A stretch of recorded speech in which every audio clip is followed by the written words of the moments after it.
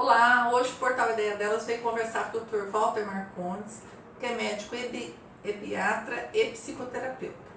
Dr. Walter, hoje o nosso foco é jovens e adolescentes, né? Eu queria que o senhor falasse para a gente sobre as principais mudanças que os jovens estão passando. As gerações antigas tinham um comportamento, hoje os jovens estão tendo uma mudança totalmente, tanto na sexualidade quanto na questão comportamental no dia a dia, né? O jovem, na verdade, todos os jovens, as crianças, jovens, adolescentes, são uma somatória da família. O que acontece na família repercute na vida dos jovens. Como mudou muito a sociedade, as famílias estão hoje muito mais disfuncionais, as famílias também estão menos interessadas realmente nos filhos e muito mais no trabalho. Essas crianças estão vivendo na mudança de comportamento que houve, por exemplo, as famílias passaram a morar em condomínios e edifícios, condomínios de casas, onde eles ficam à vontade. Então eles vivem em grupos de jovens, como se fosse uma aldeia, e os pais estão distantes, trabalham de manhã e de tarde e deixa para quem cuida deles, na verdade, não é como antigamente uma mãe que ficava em casa, ou o pai se dividia, uma avó que ajudava a cuidar. E eles ficam cuidando um do outro. Só que cuidar de jovem um do outro, a promiscuidade vai aumentando cada vez mais. Então existe a proximidade cada vez maior na questão de sexualidade, cada vez mais efetiva. Eles têm mais interesse, eles têm mais acesso à comunicação desde cedo. A gente sempre conversa que celular, internet, você não deve deixar crianças pequenas acessarem. Eles já estão acessando desde cedo, então crianças de 10, 11, 12 anos já conversam comigo que tem acesso tanto ao YouTube como ao RedTube, como toda a parte de pornografia, então eles estão tendo acesso. E isso está mudando muito o comportamento, eles têm acesso a muita informação, muito mais do que os pais. Os pais, hoje em dia o senhor percebe no seu consultório que não estão conversando sobre sexo com seus filhos? Na verdade, nunca conversaram muito. Na verdade, assim, é uma conversa mais biológica. De reprodução? Sobre a questão da reprodução? A questão do corpo, como é que é, ou da reprodução, que, inclusive nas escolas. Mas a questão da sexualidade efetiva, onde você vai falar sobre ter relação sexual, quando começa, o que é bom, o que não é bom, o que é certo, o que não é certo, isso eles não conversam. Às vezes você vê, é até engraçado no consultório, você vê uma adolescente, uma menina, por exemplo, sentada na minha frente com a mãe, e a mãe fala para mim, doutor, nós somos muito amigas, trocamos confidências. E a filha olha para mim de frente e faz assim, né? Fala assim, ela que pensa, né? Na verdade, é errado realmente. Você não pode trocar confidências com filhos, sim, confidências sexuais principalmente. Você pode ser grande mãe, grande pai, mas jamais amiguinhos. Sim. Então o senhor poderia dar uma orientação para os pais? Que tipo de assunto que os pais devem abordar, que precisam ajudar seus filhos e até buscar uma ajuda profissional se for o caso, mas não devem passar em branco sem abordar. Não pode deixar, você, como dizem alguns, terceirizar para a escola a aula de sexualidade, que na verdade é biologia, a questão biológica, né?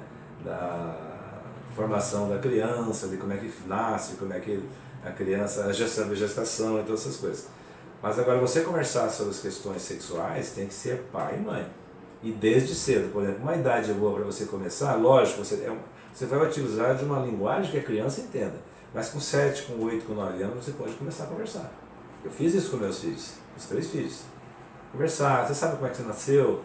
Você sabe como é que é assim? Você sabe como é que é isso?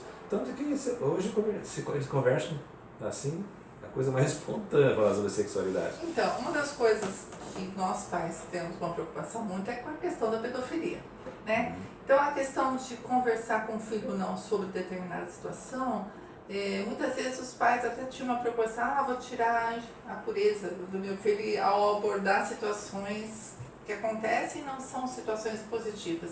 Mas é muito mais interessante você, de alguma maneira, orientar e prevenir um filho de um problema desse, né? Você, por exemplo, você quer conversar sobre como nasceu. Você sabe como você nasceu? Não. Você sabe como é que faz assim, assim, assado? Por exemplo, o papai não tem pipi? Tem. A mamãe tem pipi? Não, não tem. Então, ele vai beijar a mamãe, e vai acontecer isso, vai acontecer aquilo, depois ele vai colocar ali dentro, e vai sair um líquidozinho, e vai dentro da mamãe. Se você falar e usar esse tipo de linguagem, a criança entende. E depois que você ensina tudo isso, ele vai, e aí você fala assim, isso é um segredo nosso. Quando vier a tua irmã tiver a sua idade, nós vamos conversar com a sua irmã também. Eu e a mamãe. Porque se você não conversa nunca, depois não adianta você chegar com 12, 13 anos e ele vai lá ser, a menina vai ser bandeirante ou ele escoteiro, e você fala, olha, não deixe ninguém mexer em você, porque ele não sabia de nada disso. E aí ele entra muito inocente. Então você tem que alertar assim, sobre a sexualidade, como é que você nasce, como é que é o genital masculino, feminino, assim, assim, assim, assado. E se quiser você pode ilustrar, se você quiser você pode ter, eu tenho vários vídeos, né? Mas eu converso muito aqui com as mães para que façam isso cedo. Por quê? Porque se você fizer essa orientação cedo, você não vai chegar depois, ó filho, você está com 12 anos agora, você vai ter um encontro na igreja e pode ir lá ter um pedófilo lá e aí não adianta, porque ele não vai saber exatamente o que é isso, porque ele não tem a malícia. Você não vai ensinar a malícia, você vai ensinar o que é a sexualidade normal. Certo. Doutor, aí nós estávamos falando sobre a questão das mudanças no comportamento do jovem e do adolescente, né? Hoje a gente vê jovens levando as namoradas para irem dormir em casa, né? Antigamente isso não acontecia, né? Essa mudança de comportamento, como que isso está refletindo na vida dos jovens e das famílias? As famílias acabaram engolindo o sapo, né? Eles acabaram engolindo porque assim, se minha filha não trouxer o namorado aqui, vai para o hotel. Ou então vai na casa do namorado. Então é melhor que venha aqui. Por quê? Na verdade houve uma aceitação, ele foi obrigado a engolir essa situação, porque os filhos impuseram essa situação. Eu vou trazer aqui para você conhecer o Joãozinho. Eu estou com 18 anos, já sou uma moça de 18 anos, ele tem 25, então eu queria que você conhecesse, tá? A gente queria que vocês permitissem que a gente dormisse junto aqui em casa. Tá bom, então, se é assim, eles estão aceitando essa situação. Na verdade, não é a melhor situação. Por exemplo, eu não sou nem um pouco conservador, eu sou uma pessoa extremamente aberta. Mas para os meus filhos eu sempre falei, jamais eu quero que traga a namorada aqui dentro de casa. Pode trazer a namorada, vem aqui, mas dormir com ela, sexualmente não. As pessoas podem falar, mano, você é retrógrado? Não, não sou retrógrado. Eu acho que a minha casa é minha casa. Se você quer ter relação, então você assuma essa questão. O namorado que vai lá e pague motel para você, ou tenha relação, porque já que você não pode esperar, por que antigamente as pessoas esperavam um tempo, ou casavam virgem, ou era hipocrisia? Não era hipocrisia, era o hábito da época. Né? Hoje os hábitos são diferentes. Hoje você, antes de casar, você já teve relação com vários namorados ou com várias namoradas. Então, a coisa, às vezes é até promíscua. Você tem enquanto você tem um namorado, você tem um outro, um ficante, por exemplo. Namora aqui firme, tem um ficante. Mas por que os pais têm tanta dificuldade em aceitar que o filho tem uma vida sexualmente ativa e os filhos também têm uma dificuldade em aceitar que os pais também têm uma vida sexualmente ativa? Para os pais entra a questão edipiana, né? Você não consegue imaginar teu pai e tua mãe tendo uma relação sexual, né? E ele lá, e fazendo todo o carinho, e toda aquela relação. Se ele abrir uma porta, aquilo lá vai ser agressivo. Uma criança abrir a porta de um quarto e encontrar o pai e a mãe tendo relação sexual, ele vai achar que ele está machucando a mãe. Porque a mãe está lá, gemendo, gritando, alguma coisa assim, né? Então, ele vai achar que está machucando a mãe. Isso para uma criança. Para o adolescente, eles abominam essa ideia. É como se você falar assim, como é que você nasceu? Barriga da minha mãe.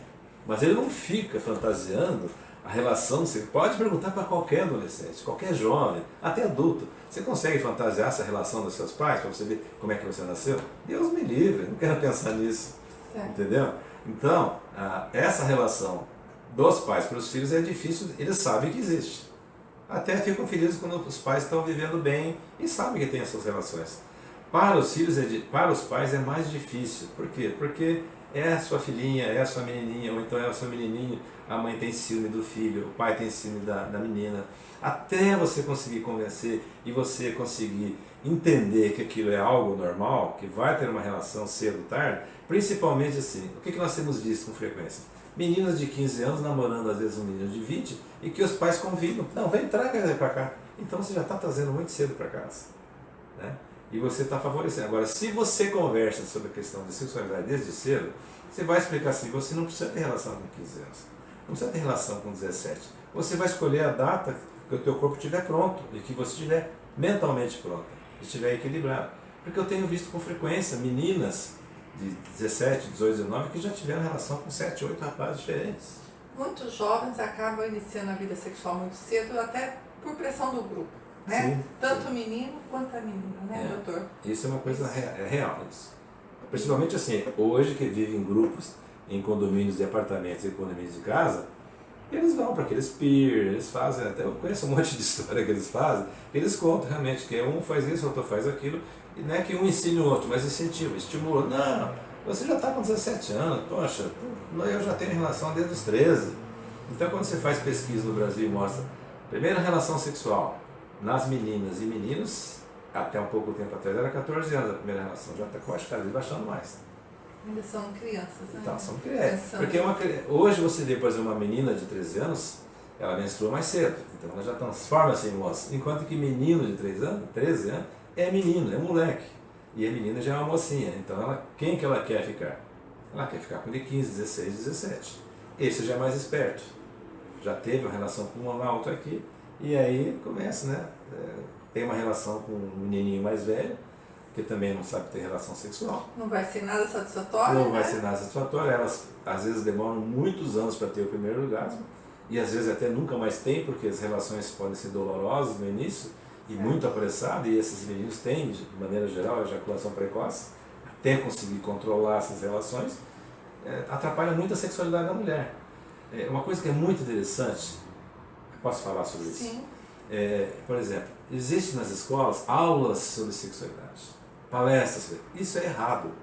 O certo é fazer como nós sempre fizemos, quem trabalha com adolescente e com jovem, fazer oficinas. Então, por exemplo, vou te dar assim bem rapidamente. A gente tinha, na primeira reunia, por exemplo, 6, 7 meninas de 13, 14 anos de idade e meninos de 15, 16 por causa da maturidade, não era do corpo, mas da maturidade mental. Então você pegava um papel craft, colocava no chão e deitava uma menina, deitava um rapaz, você contornava o corpo e depois você pegava argila e você falava para os meninos e para as meninas, olha, agora você vai colocar aqui em cima desse papel craft o que você sabe da toda a esfera sexual, mas a parte biológica. E para as meninas também. Então as meninas começavam, põe a boca, orelha, pescoço, seio, umbigo, genital, joelho, pé, tudo. E os meninos faziam só testículo, pênis, testículo, pênis, testículo, pênis. Então ficava aquele monte, porque era 6, 7, um pênis maior que o outro. Né? Então aí, depois eles sentavam para discutir, falavam assim, o que vocês estão achando de diferente? Aí eles começaram a entender que o corpo feminino é diferente. A mulher sente o prazer no corpo inteiro. Sim. Orelha, pescoço, boca, seio, umbigo, tal e tal e tal. E eles só genital, falaram, mas você só sente aí?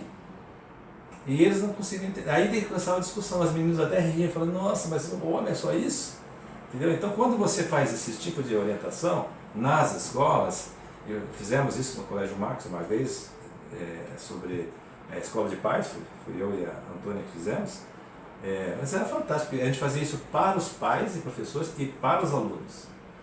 Então era muito fantástico isso aí. Outra coisa, depois a última das oficinas era sobre drogas. O que você fazia? Você pegava e punha, começava a conversar sobre drogas e tal, e tal, e tal. Depois eu botava um rock, uma música pesada, e fazia nos colégios isso. E pegava e vamos dançar agora, tá, então, todo grupo lá, 40 alunos dançando rock e tal. E depois eu entrava com uma cestinha de confete, aquela balinha de confete, no meio deles. E eles, punha a mão e comia a balinha, confete, alguns ficavam mais desconfiados e as meninas eram mais moderadas. Aí eu encerrava a música, eu assim, falei, e aí, o que vocês acharam? Você acha que isso aqui é confete? O quê? Você não fez isso com a gente, né? Você não pôs droga aí não, né? Eu falei, não, mas quem coloca a droga? Não são os amigos? Não são as pessoas que vocês confiam?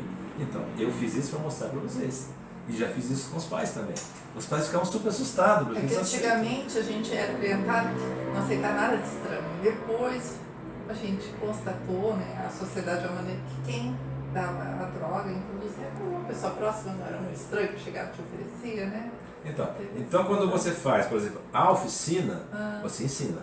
Certo. Aprende mesmo, aí aprende sexualidade. Sim. Aprende assim, as regiões do corpo que você tem mais, zonas erógenas das mulheres, dos homens, respeito pela mulher, e a mulher aprende a respeitar o menino. Ela realmente chegou no fim das oficinas, eles se abraçavam, queriam que tivesse mais oficina, porque eles conseguiam entender o É corpo. uma parte dinâmica, é muito melhor. Doutor, vamos voltar aqui. Eu queria que o senhor falasse um pouco sobre a diversidade, sobre a questão da opção sexual, né? Hoje em dia nós percebemos que isso está muito mais aberto, né? A gente, no dia a dia, a gente percebe os casais de namorados, né? Tanto da menina com a menina e o menino com o menino, né? Como é que isso está Então, nos consultórios? qual é a visão que, por exemplo, eu tenho como terapeuta e como médico, como embiatra? Se você conhecer a psicanálise, você vai ver o seguinte: isso não é genético. Ninguém nasce homossexual, ninguém nasce. Nem bissexual, nem homossexual, nada. Nós temos na formação da nossa sexualidade, na fase do complexo de Édipo, na fase de Piana, que vai entre 2 anos, mais ou menos, e 6 anos e meio. Onde você vai fazer a sua identificação sexual com o pai do mesmo sexo, a identificação sexual. Mas você, na questão de Piana, você tem o que o Freud falava, o desejo incestuoso pelo pai do sexo oposto. Então a menina pelo pai e o menino pela mãe. Então falhas que ocorrem nesta formação da identificação sexual é que provocam exatamente isso. Você pode ver que as entrevistas, eu lembro até do tempo do Clodovil, que entrevistava, que ele apresentava sempre no palco somente a mãe. Ele nunca levou o pai. Então, quando você apresenta o pai ou a mãe, geralmente foi com quem você fez identificação sexual. Então, se você tem um pai muito forte, muito violento, uma mãe submissa, a tendência da menina é se dirigir para aquela figura forte do pai.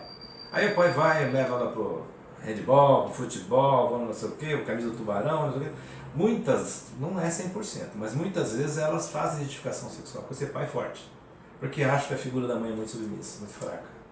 Acontece ao contrário quando o pai é totalmente ausente, porque ele trabalha demais, ou porque pela profissão, ou porque ele não está presente, ou porque ele não gosta de criação de filhos. Tem muito pai que é machista e fala assim: eu vou trabalhar, vou trazer o dinheiro e você cuida dos filhos. Então larga por conta da mãe. Às vezes você tem um filho que começa a fazer identificação com a mãe e tem 2 irmãs, por exemplo.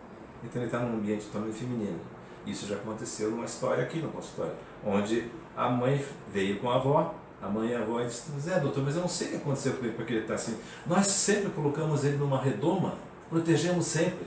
Essa proteção excessiva é que você criou esse filho muito próximo do que? Da sexualidade feminina.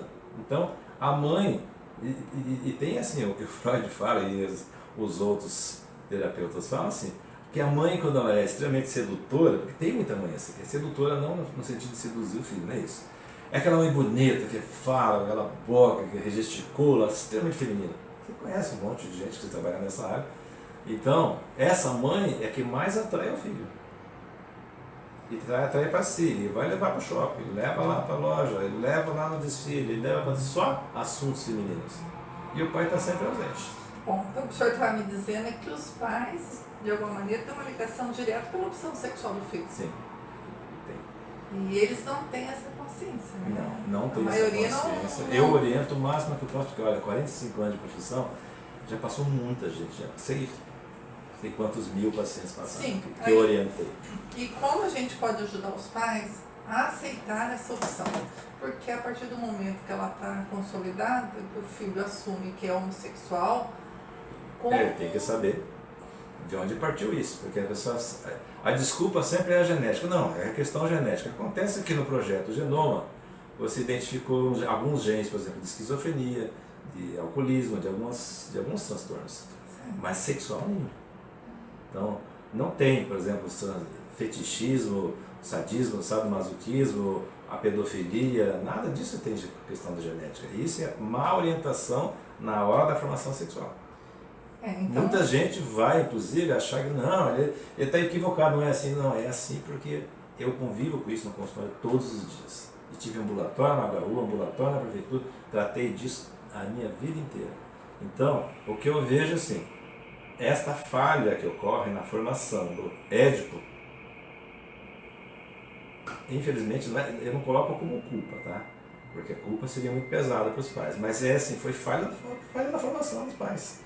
Mas quando você fala isso, existe como reverter essa situação? Algum tipo de acompanhamento que a pessoa consegue... O Édipo vai de 2 a 6 anos. Nessa fase você consegue mudar.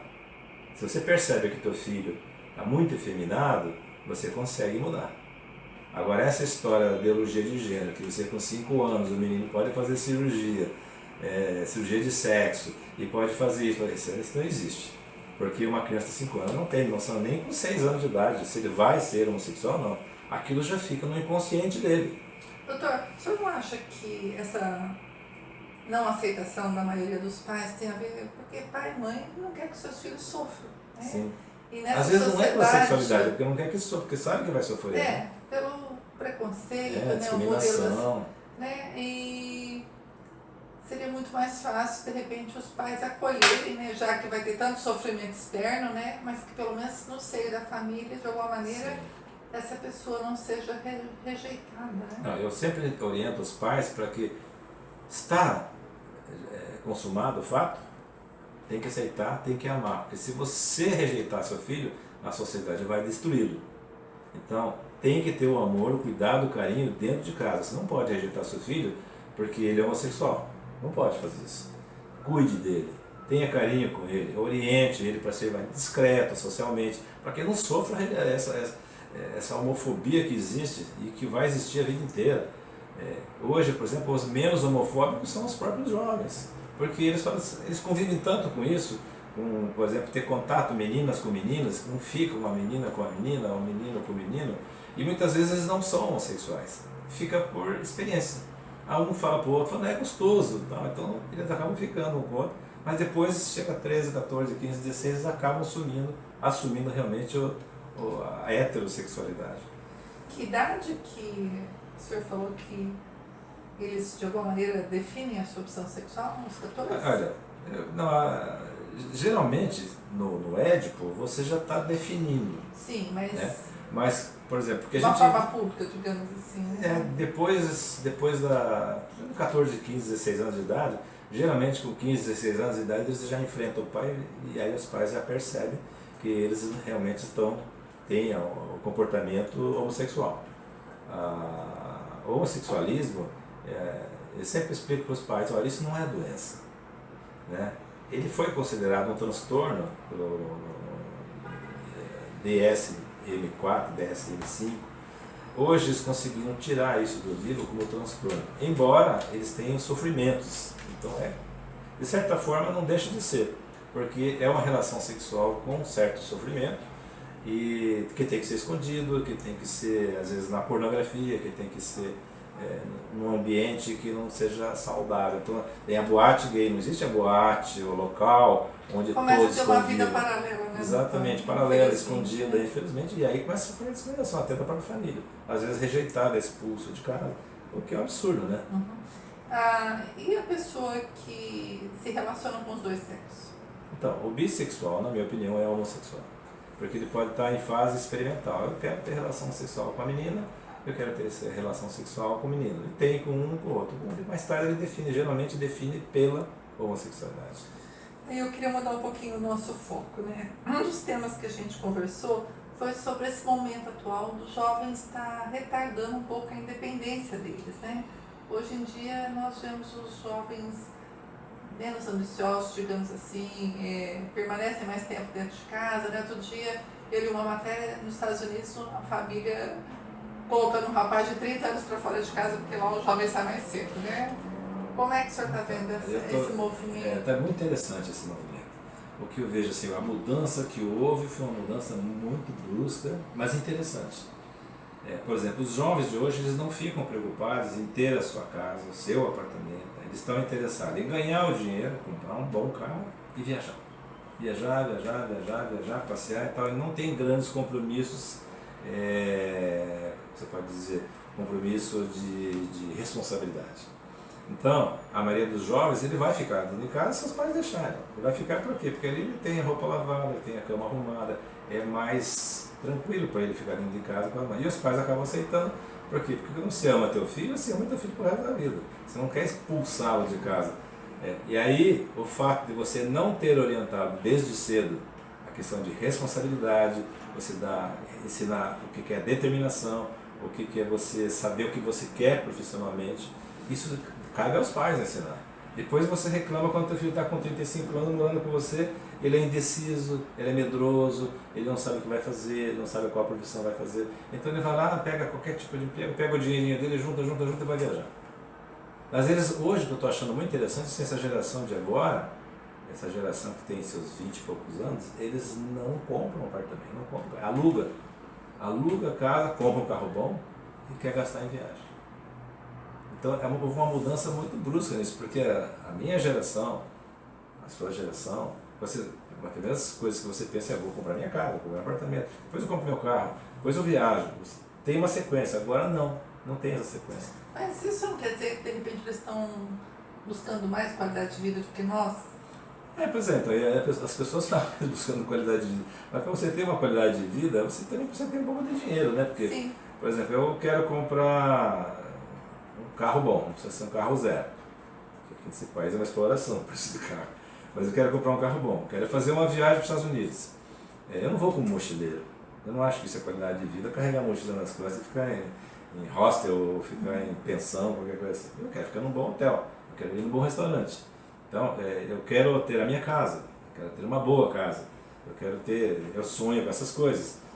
Toda essa nossa geração foi assim. Eu não acho que seja isso uma qualidade de vida melhor, mas é assim, é menos estressante pelo menos. sim. Né? Porque a gente fica pensando no trabalho, no dinheiro que tem que fazer, que tem que ganhar, porque você tem um filho, você tem 2 filhos, tem que sustentar. Todos eles estão casando tarde, acima de 30 anos, inclusive meus filhos, que eu orientei que fizessem isso mesmo. Casem depois do 30, tenham filhos depois, que ajeitar a vida econômica, e aí faça a sua vida econômica.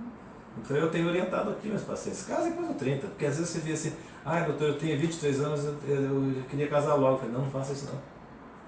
Trabalhe, ganhe teu dinheiro, faça sua faculdade, case depois do 30, depois do 30 tenha seu filho. 1 ou 2 filhos, acabou. E vá fazer sua vida econômica. Doutor, para a gente encerrar a nossa entrevista, nosso assunto é sempre muito amplo, mas que orientação que o senhor dá para os pais? Porque assim, os pais muitas vezes erram querendo acertar, né?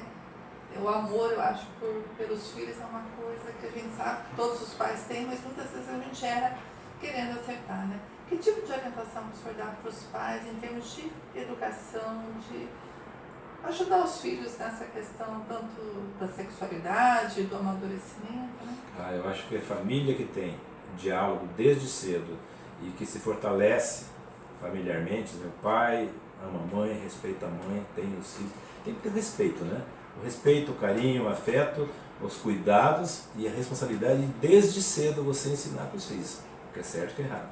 Se você não ensina, se por exemplo você: não filhinho, não faça isso, olha, você subiu no armário da titia, você vai quebrar esse cristal, saia daí. Não, você tem que ensinar para os filhos o que é certo e o que é errado.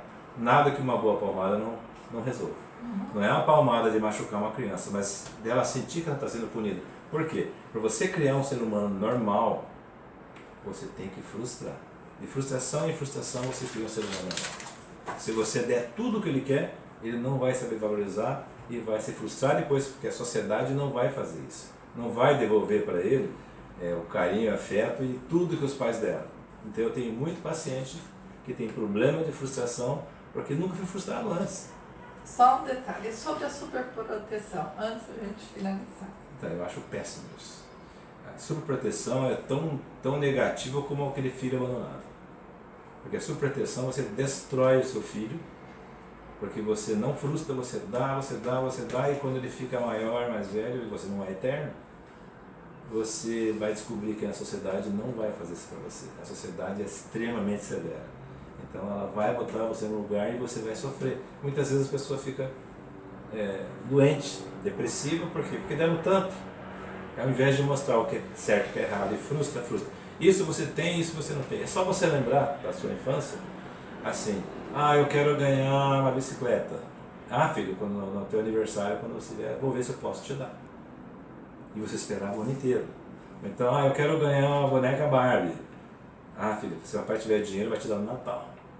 E você esperava o ano inteirinho, e no Natal você ganhava ou não. O que não pode ser, se você passar de ano, se você melhorar suas notas, você vai ganhar a bicicleta, você vai ganhar o skate, você vai dando as coisas. Então ele faz troca. Aí não é assim que você ensina a filha. Ensinar a filha, você ensina a responsabilidade. Com amor, com carinho, com afeto, mas tem que punir. Tem que dar castigo. Tem que mostrar para ele o que é certo e o que é errado. Porque senão você vai ser destruído pela sociedade. A sociedade não tem carinho, não tem amor. A sociedade é que você entra nela, você vai bem ou você é destruído. Então nós estamos tendo uma quantidade enorme de jovens que vai ficar com subemprego, morando na casa dos pais, porque não é ensinado para eles o que é certo e o que é errado, e por que ele tem que vencer. Ele tem que sair para a vida.